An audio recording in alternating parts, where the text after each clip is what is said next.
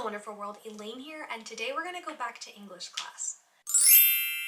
So for this video we're going to be talking about unreliable narrators. We're going to discuss what they are, how you can spot them, what their purpose is, and then I'm going to give some examples of books with unreliable narrators. So without further ado, let's jump into it. So what is an unreliable narrator? When you read a book, when you open a book and you start it, the narrator instantly has your trust. They are the one telling you this story, and so you're trusting and believing what they say. An unreliable narrator is someone who takes advantage of the reader's trust and subverts it. So when you start this book, right, we have to believe them. They are our conduit for the story. We cannot access the story without our narrator, and so we have to believe them.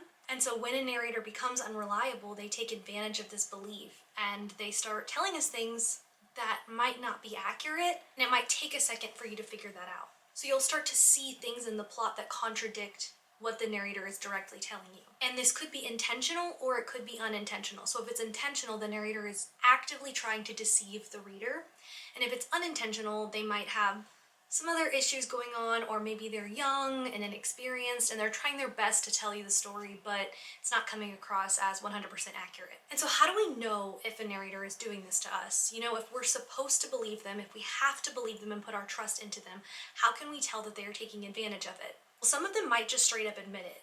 They might say, listen, my memories of those days are hazy, so some of this might be a little fuzzy. They might tell you, listen, I like to dramatize things and I'm going to make shit up and embellish the story that I tell you. They might be retelling something that someone else told them. So they might say, my friend told me she knew this guy that did this crazy thing. And because it's passed through multiple people, you're gonna know that it might not be 100% accurate as well. The narrator also might want to impress you. They might say, I'm a good guy, you have to believe me, let me tell you my story. And so they want you to think they're a good guy, and so they're intentionally deceiving you or leaving details out that will paint them in a bad light. Another way you know is if they're personally involved in the story. So if they're telling you a story and recounting the events of something that happened, and they were personally involved, they're going to have biases that seep into their retelling, right? When an author creates an unreliable narrator, it adds a whole nother level to the story because you have the base story of what's happening. But then when you think about who is telling that story and why they're telling it, it adds a whole nother layer of context for the reader to unpack. There are quite a few different reasons that a narrator could employ this writing device. One could be for pure shock value. I think of a lot of thriller, horror, and like psychological thriller books that will employ an unreliable narrator for the sole purpose of shock value. Because if you believe the narrator and then you find out that they were crazy the whole time, plot twist, right? Another reason is maybe they want to add an air of innocence. So if a book is narrated by a child or a teenager or someone who doesn't have a lot of world experience, they're not going to understand, you know, all of the inner workings of society and the world. And so an author will use a young, inexperienced narrator to kind of create this air of like innocence and childlike wonder. If you were to Google unreliable narrator archetypes, a lot of people have given names to these types of narrators. I couldn't find a consensus. I think that it's kind of whatever you want to say. But there were names like the madman or the deluded, someone who's really arrogant and thinks that they know everything. So there are different names for these particular types of narrators. You don't have to use them. I think there's quite a few out there. So I kind of just wrote some down that I can think of. So, you know, there's like the naive narrator, there could be an unaware narrator, there could be an arrogant narrator, a liar or an outsider, someone who's totally disconnected from society, but they're telling you what's going on. They might be unreliable as well because if they're not a part of the society, how can they really know what's going on there? So there's a lot of different purposes and types of unreliable narrators. So let's jump into some specific examples that I think will help illuminate this a little bit better. So the reason I was really thinking about unreliable narrators is because of Wuthering Heights. It's super popular right now, and Wuthering Heights is classic unreliable narrators. I think people often forget about that aspect of the book. So we've got Mrs. Dean, we've got Nellie Dean, and we've got Lockwood, and these two characters are kind of telling us the story of Wuthering Heights and Kathy and Heathcliff. We don't ever have Kathy telling us directly what she did. You know, there's a few diary entries, but mostly Wuthering Heights is narrated through Nellie telling Lockwood, who's telling us. And because there's so many different voices and sources, We already know that the story is unreliable and jumbled, especially because I fear that both of those characters like to embellish and make things a little bit more dramatic than they actually were. So Nellie has a lot of the traits that I mentioned, right? So Nellie is an active participant in the story.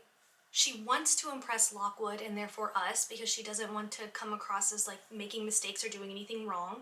She's very opinionated, so she interjects with her own personal beliefs and opinions on Kathy and, you know, everyone at Wuthering Heights. She definitely has biases. She likes certain people and doesn't like others, and that clouds the way that she tells the story. And I think also Nellie just, like I said, she really wants to impress us and she wants to feel important and like she was a major part of the story. So she might exaggerate the parts that she played, she might leave out anything bad that she did, and kind of really emphasize the goodness of her actions. And then, you know how I mentioned the outsider?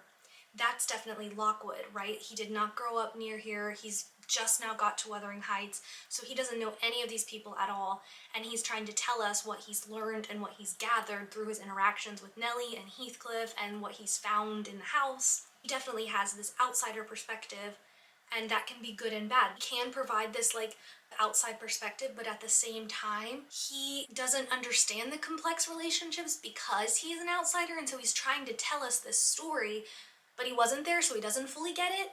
And so that also makes him unreliable. And so having Nellie, this active participant, and then Lockwood, who is an outsider, I think those two are they're a really interesting contrast, and they both add to this unreliableness of Wuthering Heights, and it definitely makes you more confused, but I think you're supposed to be confused, just like Lockwood, because he's like, what is going on? What is the history of this place? And we want to know all of that too, and we're just grasping onto all these bits and pieces of drama. I think Wuthering Heights is like one of the best examples for unreliable narrator. And it also kind of highlights how there isn't just one truth of the story, right?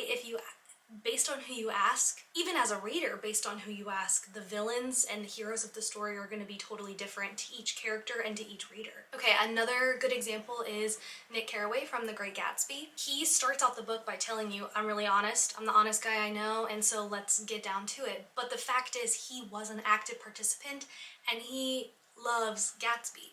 So he is letting his opinion and his biases seep into his narration. He's definitely attached to the characters that he is explaining, and so because of that, he kind of curates the stories that he tells to match what he wants you to think. And because he is directly involved in the story, again, that's going to make it hard for him to be objective. Another classic work with an unreliable narrator is The Catcher in the Rye by J.D. Salinger, and then the reason I bring this one up is because that main character, Holden, is a teenager. So Holden has limited worldviews and limited life experiences. He is a teenage boy, and so there's also this aspect of, you know, emotional turmoil that you're in when you're a teenager and like your mental state, and he wants to seem cool and he thinks everybody's a phony, but then the more he talks to people, he's like, maybe they're not that bad. And so his arrogance and ability to jump to conclusions without even having stuff to back that up makes him super unreliable, but it also works to create this complex teenage boy mind,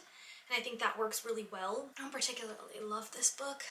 The stream of consciousness narration style is not always my favorite. That stream of consciousness it's kind of scattered and it's all over the place and it's a bit disorganized, and I think that all adds to the unreliable of it as well. The reason I have talked about these three books is we've got, you know, active participants, outsiders, and then Nick Carraway, he's very much an active participant with biases, and then this character, he's kind of naive and arrogant and scattered, but he's a teenage boy, and so it kind of works the way that it's supposed to. So those are three classic English novels that I would say represent unreliable narrator. There's a bunch more too. And then for more modern works, I see unreliable narrators, I would say, in thrillers, especially psychological thrillers. Think about Gone Girl. That's just unreliable all over the place. Bunny, The Silent Patient, those also have unreliable narrators. And then a young adult novel is We Were Liars. I don't want to like spoil it if you haven't read it or seen the show or anything. That narrator is so unreliable and you don't realize it until the end. And so